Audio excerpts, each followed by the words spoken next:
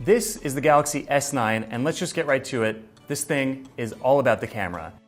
It does crazy slow motion, and it's the first modern smartphone with a dual aperture camera designed to make shooting in the dark that much better.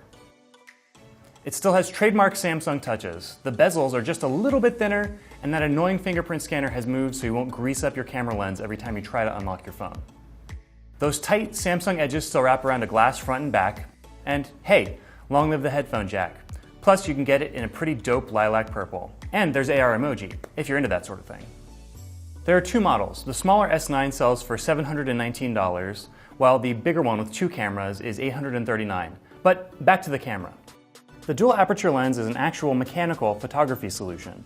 It changes based on the lighting, just like pro DSLR cameras, to optimize the amount of light coming in. Its maximum aperture is f1.5, the widest of any smartphone, but it'll stop down to f2.4 for sharper, bright shots. With a 12 megapixel sensor gobbling up those photons, your images look pretty amazing. It isn't just a low-light monster. This camera also has staggering slow motion capabilities. You'll notice here the footage looks amazing, but the resolution is only 720p, which can be a bit of a bummer. The flagship iPhone records at 240 frames per second. Thanks to an onboard memory buffer, this thing shoots 4 times as many, 960 frames per second. Now, it's limited to 6 seconds of shooting, but hey, that's nearly 6,000 frames. It's not perfect, but there aren't many cameras you can put in your pocket that shoot slow-mo as smooth as this.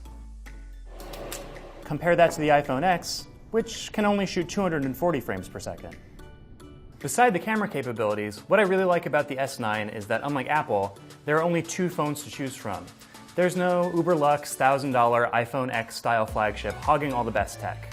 You only need to pick your screen size and whether or not a dual camera setup is important to you. Unlocked, the smaller S9 is $719, which is almost $300 cheaper than the iPhone X. The much touted AR emoji are fun, for a while. Using the phone's front-facing camera setup, the S9 software scans your face and does its best to create your cartoon doppelganger. My favorite part? The phone generates a hilarious set of GIFs you can text to your friends. But even compared to Nintendo's Mii's on the original Wii, customization of your hair, facial features, and outfit is super limited right now. And, at the end of the day, this seems more like the evolution of Bitmoji than a feature that's worth buying a new phone to get. Bottom line, if you love Samsung phones, you'll dig this one. It's got everything you'd expect from a flagship phone in 2018 for well under $1,000. So, you'll have cash left over for popcorn to eat while you watch your slow-mo masterpiece.